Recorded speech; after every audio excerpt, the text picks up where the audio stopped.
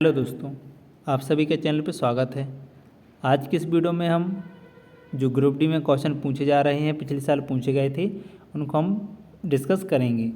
इसके साथ एएलपी या एनटीपीसी के जो भी क्वेश्चन हैं वो आप इसमें सब कवर कर सकेंगे।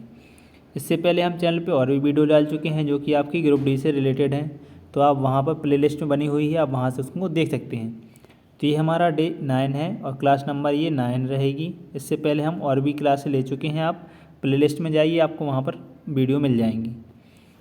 अगर आप चैनल पर पहली बार आए हैं तो चैनल से आप जुड़ जाएं, चैनल को सब्सक्राइब कर लें और वीडियो पसंद आए तो लाइक करें और अपने दोस्तों के साथ शेयर करें। और जो भी आपके कमेंट है आप कमेंट बॉक्स में पूछ सकते हैं। आज का पहला क्वेश्चन है हमारा, कार्य शून्य होने की स्थिति में विस्थापन और लगाए जाने वाले बल के बीच का कोण होगा। तो अगर हमारा कार्य शून्य है तो हमारे बीच का कोण 90 डिग्री का होगा। कार्य शून्य होने की स्थिति में विस्थापन और लगाए जाने वाले बल के बीच का कोण 90 डिग्री का होता है। कार्य बराबर होता है एफ डी कॉस थीटा। तो एफ डी कॉस थीटा मतलब कॉस थीटा का मान हम 90 रखेंगे, तो 90 का मान होता है हमारा 0। नेक्स्ट क्वेश्चन है, यदि किया गया कार्य शून्य है तो बल और विस्थापन के बीच का कोण है। तो राइट आंसर हो जाएगा हमारा 90 डिग्री का। अगर बल और विस्थापन के बीच के कोण 90 डिग्री का कोण है तो हमारा कार्य होगा वो शून्य होगा। अगला क्वेश्चन है, एक कुली 100 मीटर की दूरी तक 500 न्यूटन का भार उठाता है, उसके द्वारा किया गया कार्य क्या है। तो उसने कोई कार्य नहीं किया, उसका कार्य 0 है, option number C. Group D 2018 में क्वेश्चन आपका ये पूछा जा चुका है। डिटेल देख लेते हैं। कुली 500 न्यूटन का भार उठाकर 100 मीटर चलता है, उसके द्वारा किया गया कार्य शून्य है क्योंकि बल एवं विस्थापन के बीच का कोण 90 डिग्री का है। वर्क इक्वल टू होता है एफ डी कॉस थीटा। तो एफ डी कॉस थीटा में आप मान रखते हैं कॉस 90 का मान होता है 0।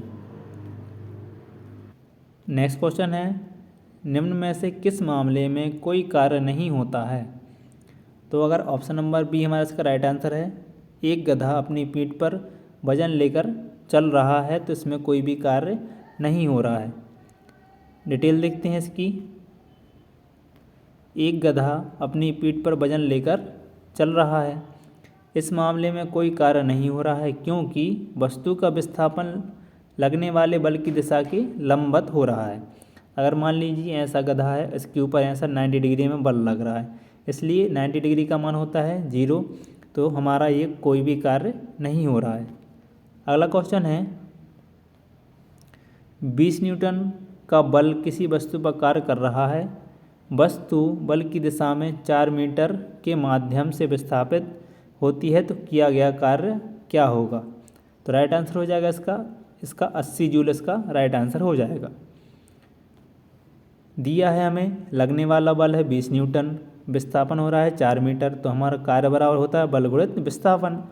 तो 20 न्यूटन का बल लग रहा है, 4 मीटर विस्थापित हो रहा है, तो कुल खर्च जो ऊर्जा होगी वो होगी 80 जूल। हमारा जो ऊर्जा खर्च होगी, जो कार्य होगा वो होगा 80 जूल। अगला क्वेश्चन है, जब विस्थापन प्रयुक्त बल की दिशा के लंबवत हो तो बल द्वारा किया गया कार्य होता है। तो राइट आंसर हो जाएगा 0 होता है, ऑप्शन नंबर ए हमारा इसका राइट आंसर हो जाएगा। डिटेल देखते हैं इसकी। जब विस्थापन प्रयुक्त बल की दिशा के लंबवत हो तो बल द्वारा किया गया कार्य 0 होता है। कार्य बराबर होता है F D cos theta. Cos theta का मान हम यहाँ पर रखेंगे 90 डिग्री। जब 90 डिग्री मान रखेंगे तो कॉस 90 का मान होता है 0, तो ये सब 0 हो जाएगा। तो जो हमारा कार्य आएगा ये हो जाएगा पूरा 0। यदि विस्थापन प्रयुक्त बल की दिशा के अनुदिश थीटा बराबर 0 हो तो कार्य अधिकतम तथा विस्थापन बल की दिशा के विपरीत हो तो कार्य ऋणात्मक होता है।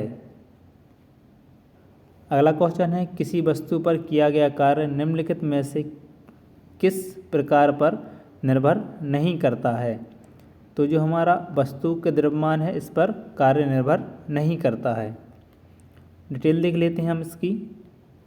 किसी वस्तु पर किया गया कार्य वस्तु के द्रव्यमान पर निर्भर नहीं करता है। भौतिकी में कार्य का अर्थ निम्नवत है, बल लगाकर किसी वस्तु को बल की दिशा में विस्थापित करने की क्रिया कार्य कहलाती है। इस प्रकार कार्य बराबर होता है बल गुणित बल की दिशा में विस्थापन।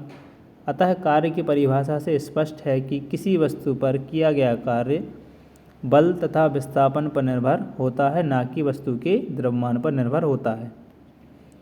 अगला क्वेश्चन है, किसी वस्तु पर किया गया कार्य निम्न में से किस पर निर्भर नहीं करता। तो अभी हम पढ़ चुके हैं, ये वस्तु के द्रव्यमान पर निर्भर नहीं करता है।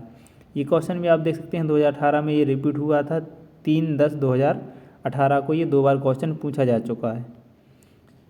अगला क्वेश्चन है, किसी वस्तु पर किया गया कार्य निम्नलिखित में से किस पर निर्भर नहीं करता है। तो ये वस्तु के द्रव्यमान पर निर्भर नहीं करता है।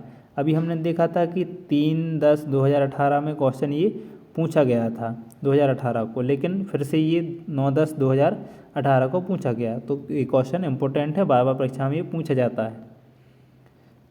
अगला है, निम्नलिखित में से कौन अधिक कार्य कर सकता है। तो राइट आंसर हो जाएगा जो हमारा उठा हुआ हथौड़ा है ये तेज़ी से अधिक कार्य कर सकता है।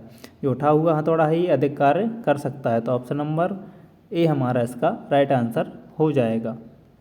अगला क्वेश्चन है, कार्य कहलाता है। तो जो कार्य होता है ये बल गुणित बल की दिशा में विस्थापन होता है। तो ऑप्शन नंबर ए हमारा इसका राइट आंसर हो जाएगा। इसकी डिटेल देखते हैं।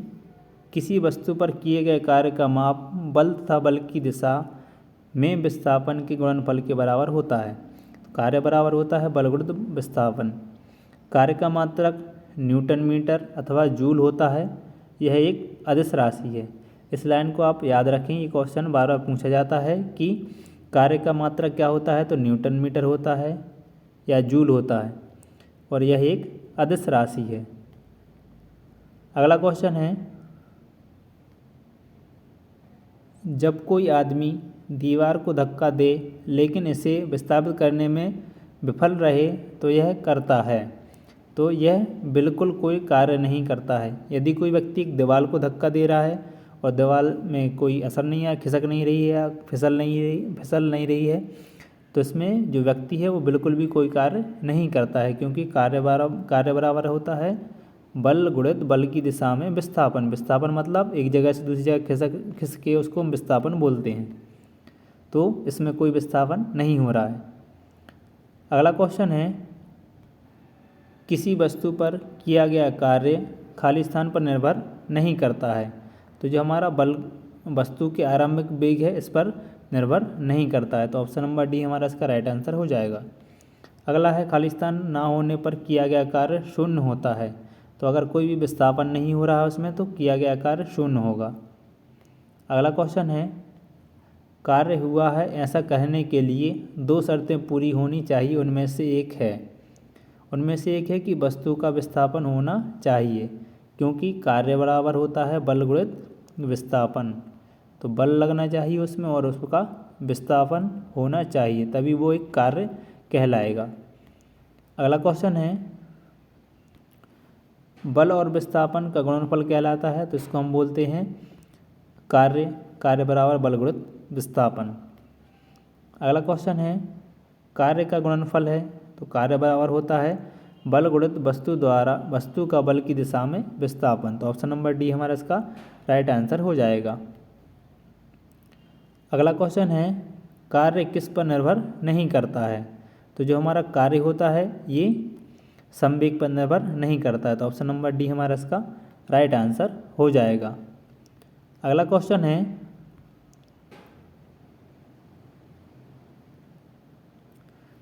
यदि किसी वस्तु पर लागू एक स्थिर बल की दिशा में वस्तु द्वारा स्थानांतरित बल और दूरी के परिमाण के रूप में दर्शाया जाता है तो इसे कहा जाता है किया गया कार्य। ऑप्शन नंबर बी हमारा इसका राइट आंसर हो जाएगा।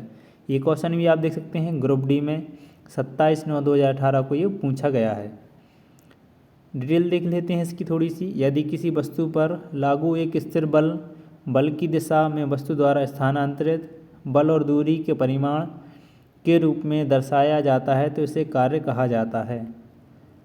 अगला क्वेश्चन है, किसी पिंड पर कार्य तभी किया जाता है जब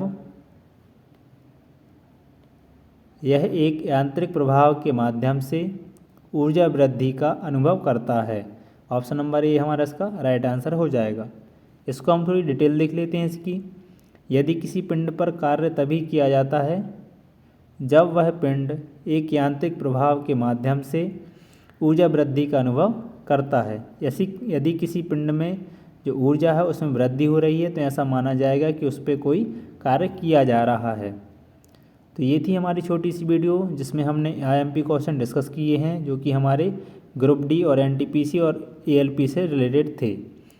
आपको वीडियो कैसी लगी आप कमेंट बॉक्स में ज़रूर बताएं और ऐसी ही वीडियो पाने के लिए आप चैनल को सब्सक्राइब कर लें और बेल आइकन को भी ऑन कर लेना ताकि आप तक हर एक वीडियो की अपडेट पहुंचती रहे।